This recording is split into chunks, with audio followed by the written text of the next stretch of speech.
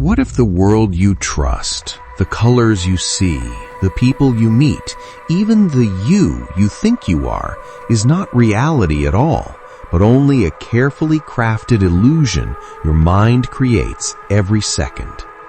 For thousands of years, humanity has lived under a strange suspicion that the world is not what it seems, and today, science and spirituality both whisper the same unsettling truth. We do not experience reality as it is, but only as our limited senses allow. Our eyes capture less than 1% of the light spectrum. Our ears hear only a thin slice of sound, and our brain constantly fills in missing details to create a seamless picture of the world, one that feels real, yet is largely invented. Ancient Indian philosophers called this Maya, the cosmic illusion. Chinese sages described life as a dream within a dream. Plato compared humans to prisoners watching shadows on a wall.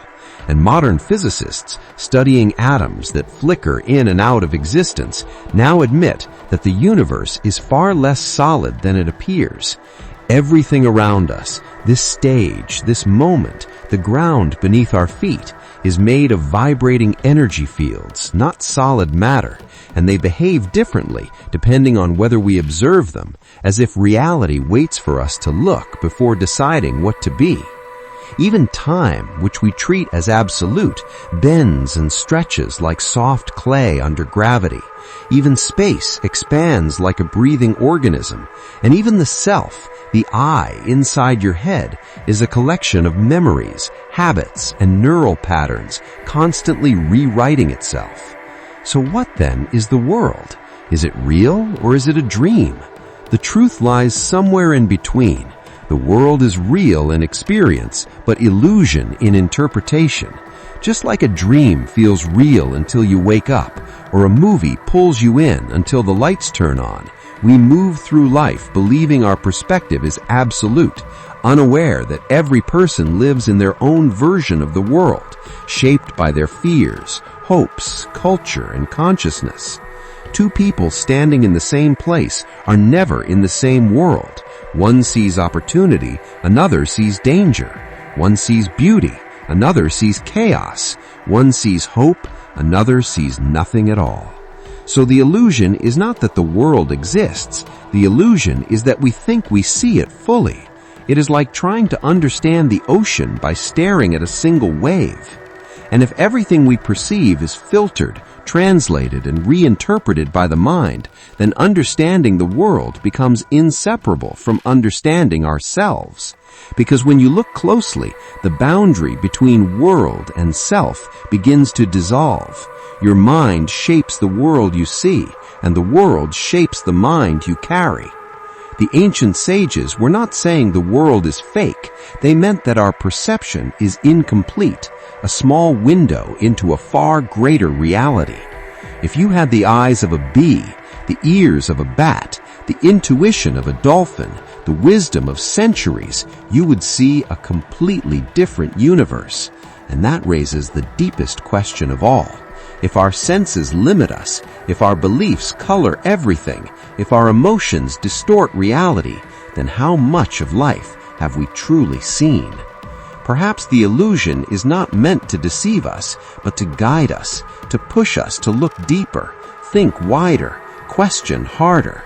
Because the moment we stop assuming we know the world, we actually begin to see it. When we let go of the idea that everything is fixed and permanent, we discover that change is the only constant. When we stop clinging to the belief that we are separate beings, we realize we are threads in a vast, interconnected tapestry of life. When we stop trusting every thought in our head, we begin to find the quiet truth beneath them. The world is not an illusion to escape from. It is an illusion to understand. And once you understand it, you live differently, more awake, more aware, more compassionate, less afraid. You stop fighting life and start flowing with it. You stop seeing problems and start seeing patterns. You stop feeling alone and start feeling part of something immense. So is the world an illusion? Yes, but not in the sense of being fake. It is an illusion in the sense that a painting is an illusion, a flat canvas that gives the impression of depth, meaning everything depends on how you look at it. And like any great illusion, the beauty lies not in exposing it, but in experiencing it with open eyes. The world may not be what it seems, but it is still a magnificent stage on which consciousness plays its endless drama, inviting us to learn, evolve, love, and awaken. And maybe, just maybe, the real purpose of life is not to escape the illusion, but to realize that you are both the dreamer and the dreamed, both the actor and the watcher, both the question and the answer. Once that sinks in, the world doesn't become less real, it becomes more meaningful. You begin to see the magic in ordinary things, the depth in simple moments, the wonder in every breath. You stop looking for the truth outside and discover it quietly shining within. And in that moment, the illusion becomes a doorway, not to escape the world, but to finally understand it.